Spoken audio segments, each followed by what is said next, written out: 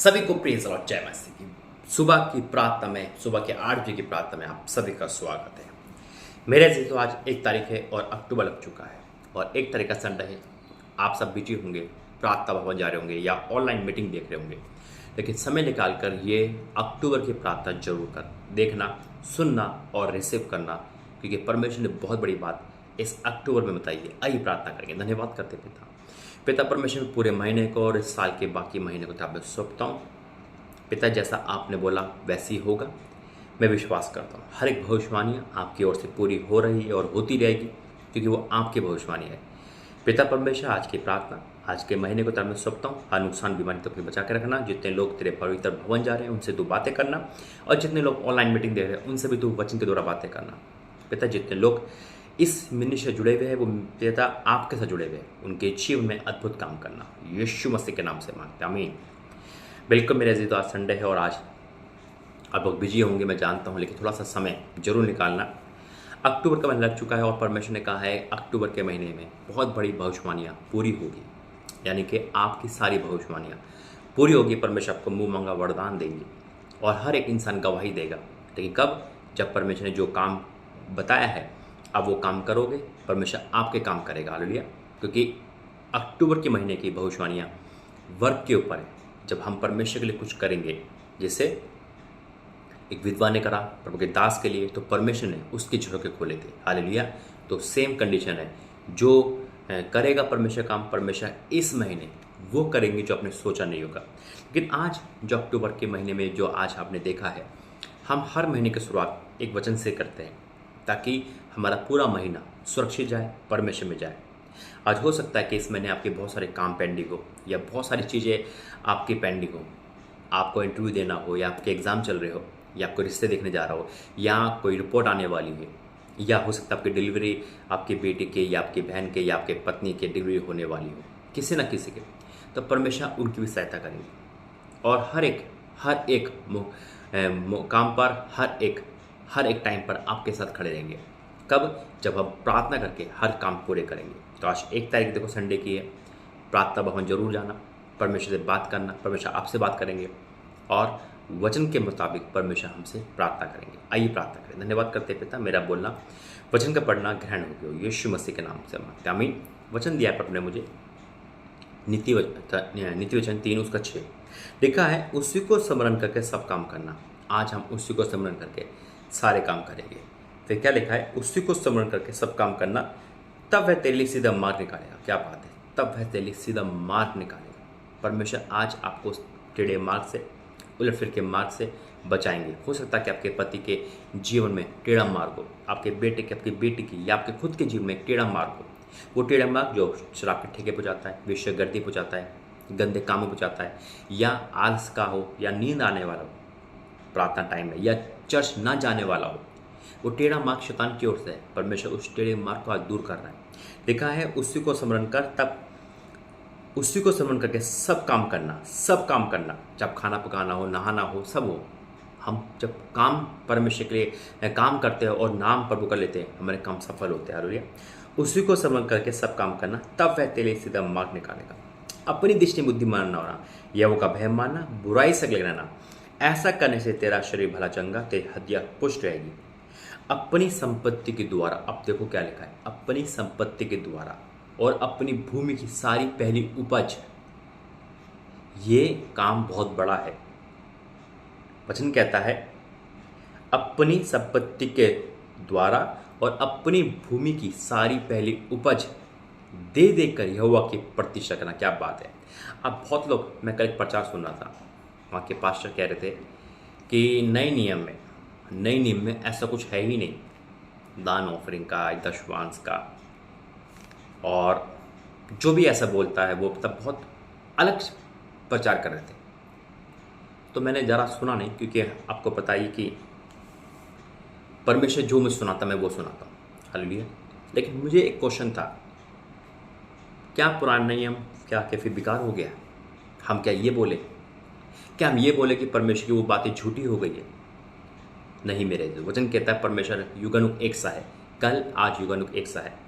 हम आशीष के लिए तो पुराना वचन पढ़ लेते हैं, सुरक्षा के लिए भजन संहिता पढ़ते हैं, तो यानी कि हम अपने हित के लिए पढ़ते हैं, और जो वादे परमेश्वर ने कहे हमें करने के लिए तो हम वो ना करें।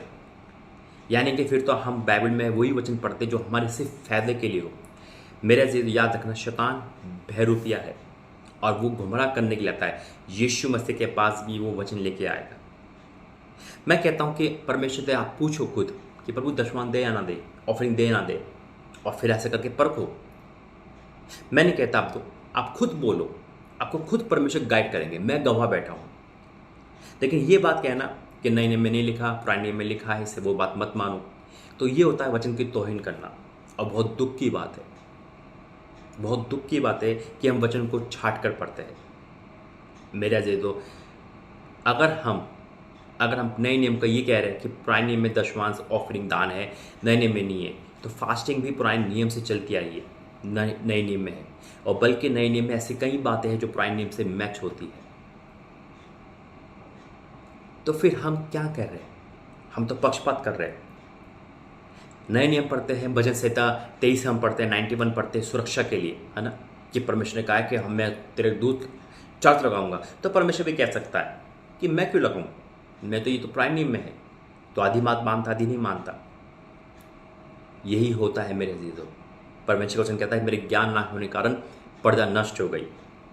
कोई देखो, परमेश्वर सबको देता है।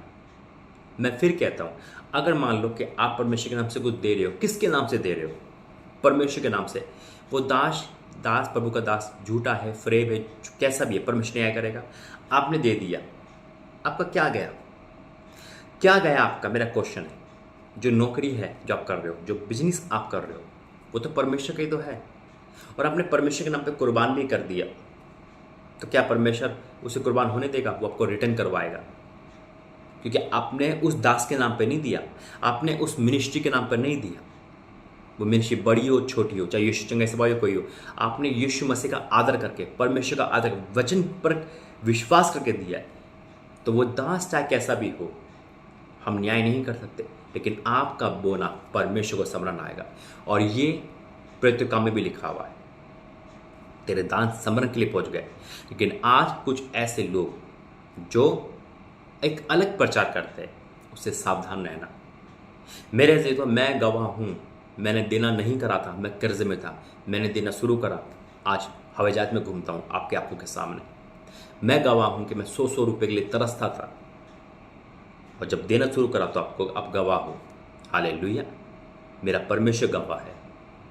परख कर देखे हुआ कैसा भला है। हम वचन को बांटे ना, हम वचन को हेर फेर ना करें। जो वचन में लिखा है हम उसको अनुग्रह से पढ़े, खुदा के अनुग्रह से पढ़े, पवित्र आत्मा के जरिए से पढ़े। फैसला परमेश्वर हम पे छोड़ेंगे।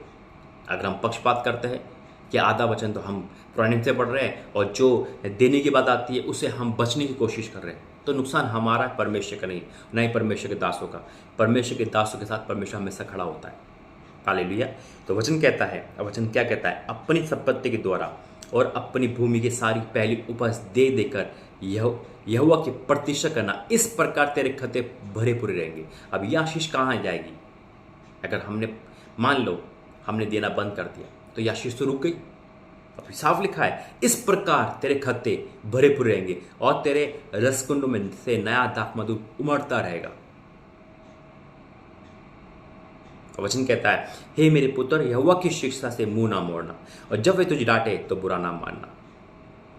याद रखना, परमेश्वर जो कहता है, चाहे उत्पत्ति में लिखा हो चाहे प्रकाश वाक्य में, पूरा खुदा का लिखा हुआ कलाम है ये। इसे हम तोड़े नहीं, इधर उधर से मोड़े नहीं। नुकसान हमारा ही होगा।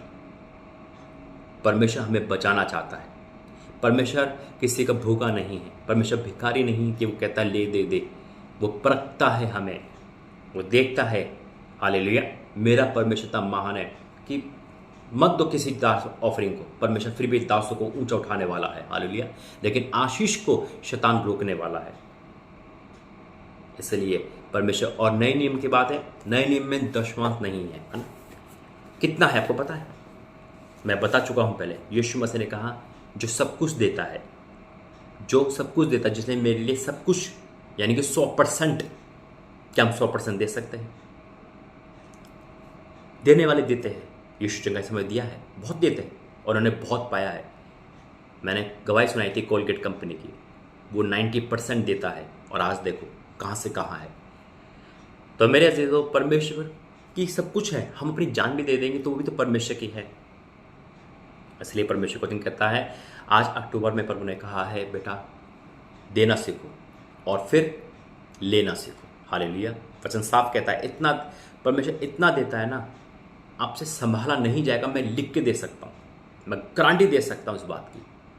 परमेश्वर देगा भी, दुख नहीं देगा उसमें, और रुतबा भी बढ़ाएगा और पदवी भी देगा। हर चीज से ब्लेस करेगा परमेश्वर। फैसला हमारे हाथ में है। आइए प्रार्थना करेंगे। धन्यवाद करते हैं पिता परमेश्वर, वाक्य में तू महान परमेश्वर है पिता, सब कुछ तो तेरा ही है। दाऊद खुद कहता है पिता कि हम क्या देते हैं, जो तूने दिया उसमें से कुछ देते हैं। हाँ मेरे पिता परमेश्वर, लेकिन प्रभु जी शैतान गुमराह करता है, ऐसे हर शैतान के बारीक से हमें बचाना और जो तू चाहता है हम वो कर पाए, ये हमें बताना पिता। पिता अक्टूबर महीने उत्तरा में सौंपता हूँ, जो आपने कहा वो पूरा होगा, मैं विश्वास से ऐलान करता हूँ पिता। आज तेरे पवित्र भवन में जो जो जा रहा है उनको आशीषित करना, और वहाँ से वो तुझे लेके आए, तुझे मांगे और तुझे पाए। हाँ और आमीन के साथ यीशु मसीह के नाम से मांगते हैं, आमीन। God bless you. जय मसीह की। प्रक कर दे कि हुआ कैसा भला है। आप परमेश्वर के लिए आगे बढ़ोगे, परमेश्वर 24 घंटे आपके लिए आगे बढ़ेगा। जय मसीह की।